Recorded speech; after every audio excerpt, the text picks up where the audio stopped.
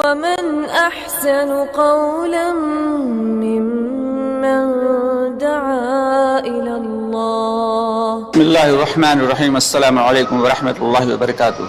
پیارے دوستوں اور عزیز بہنوں، میں ہوں یوسف ملک اور آپ دیکھ رہے ہیں دعوت جنت کا راستہ.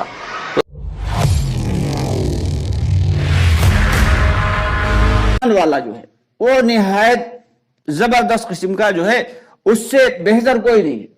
لاکھوں کروڑوں اربوں مال والے، شہرت والے، عزت والے ایک طرف ہوں، اور ایک طرف سب سے کمتر درجے کا ایمان والا ایک طرف ہو. اللہ کی نظر میں اس سے بہتر وہ لوگ نہیں ہو سکتے، کبھی نہیں ہو سکتے.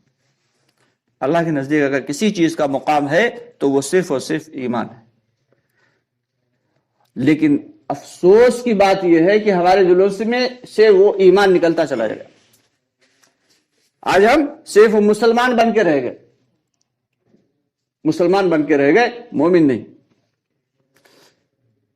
مومن کا پیمانہ، ایمان کا پیمانہ کیا ہے ہمیں معلوم ہونا چاہیے کہ اللہ، اس کے نبی صلی اللہ علیہ وسلم نے ہر چیز بتا دی. جو چیز قرآن میں ہے وہ احادیث سے بھی مل جائے گی. کبھی کچھ چیزیں ایسی جو قرآن میں نہیں تو احادیث میں وہ بھی مل جاتی. تو اللہ رب العالمین نے ایک پیمانہ بتایا قرآن پاک میں. ایک آیت ہے جس کا مفہوم ہے کہ ایمان والے تو بس وہی ہیں کہ جب ان کے سامنے اللہ کا نام لیا جاتا ہے تو ان کے دل ڈر جاتے ہیں، اور جب قرآن پاک کی آیتیں ان کے سامنے پڑھ کے سنائی جاتی ہیں تو وہ ان کے ایمان کو اور قوی تر کر دیتی ہیں، بے حد اور طاقتور بنا دیتی ہیں. اب ہم اندازہ لگائیں کہ کیا ہمارے دل اللہ کا نام جب لیا جاتا ہے تو ڈرتے ہیں؟ اگر نہیں ڈرتے، اور جب قرآن پاک کی آیتیں ہمارے سامنے پڑھ کے سنائی جاتی ہیں، یا امام صاحب جب پڑھتے ہیں قرآن پاک نماز میں، تو کیا ہمارے ایمان میں کچھ اضافہ ہوتا ہے؟ اگر نہیں ہوتا تو پھر ایمان ہمارے دلوں میں کہاں سے آ گیا؟ نام کی ہم مسلمان بنے رہے، اور اس نام کے مسلمان پہ اللہ کی جانب سے کوئی مسلمان کے نام پہ اللہ کی جانب سے کوئی وعدہ نہیں. قرآن مسلمان کا مطلب ہوتا ہے ماننے والا، یعنی جتنے بھی وعدے ہیں مسلمان ہونے کے بعد ایمان کا ہونا، دل کے اندر ایمان کا ہونا، یہ لازمی شرط ہے. اگر ایمان نہیں ہے تو پھر اللہ کے نزدیک اس کی کوئی حقیقت نہیں.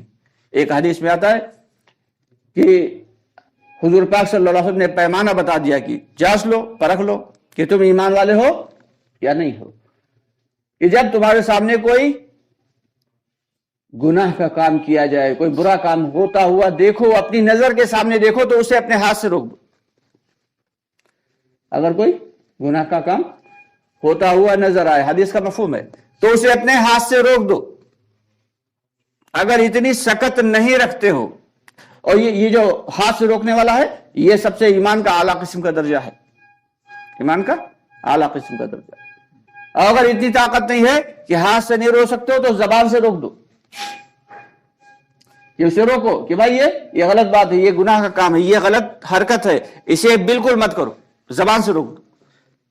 یہ ایمان کا دوسرا درجہ ہے. اور اگر یہ بھی نہیں کر سکتے تو کم از کم کر کے درجے میں یہ ہے کہ اس چیز کو، اس گناہ کے کام کو دل سے برا سمجھے. اور اگر دل میں بھی اس کی برائی نہیں ہے، دل میں بھی اس کی برائی نہیں ہے، تو پھر وہ شخص کچھ بھی ہو سکتا ہے لیکن ایمان والا نہیں ہو سکتا. یہ کون کہہ رہا ہے؟ ہم سب کے آقا نامدار محمد مصطفیٰ صلی اللہ علیہ وسلم نے ایک پیمانہ بتا دیا کہ چیک کر لو کہ تم ایمان والے ہو یا نہیں ہو. تو اس لیے ہم سب کی ذمہ داری یہ ہے کہ اپنے ایمان کو بنانے کی فکر میں لگے.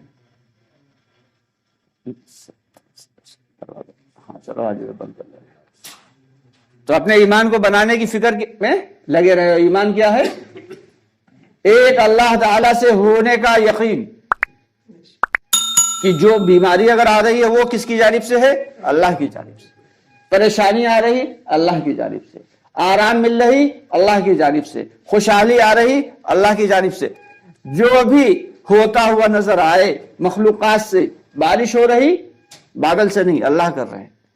کھیتی سے غلہ ہو رہا، زمین کی کوئی حقیقت نہیں، یہ اللہ دے رہے ہیں. ملازمت سے اگر پیسے مل رہے ہیں تو کسی باس کی کوئی حقیقت نہیں، اللہ کی جانب سے یہ روزی مل رہی. کل ملا کے جو کچھ بھی ہوتا ہوا نظر آئے مخلوقات سے، اس کا دل کی زبان سے انکار کر دینا ہے، ایک اللہ سے ہونے کا دل کو یقین دلانا ہے کہ اللہ نے کیا۔ کس نے کیا؟ اللہ نے کیا۔ ہر اچھا کام کون کرتا ہے؟ اللہ کرتا ہے۔ ہر برا کام کون کرتا ہے؟ شیطان کرتا ہے۔ ہر اچھا کام اللہ کرواتا ہے، ہر برا کام شیطان کرواتا ہے۔ تو جب تک یہ دل کے اندر ہمارے نہیں آ جائے گا، اس کے علاوہ ایمان صرف اتنا ہی نہیں ہے، آمنت باللہ و ملائکتہ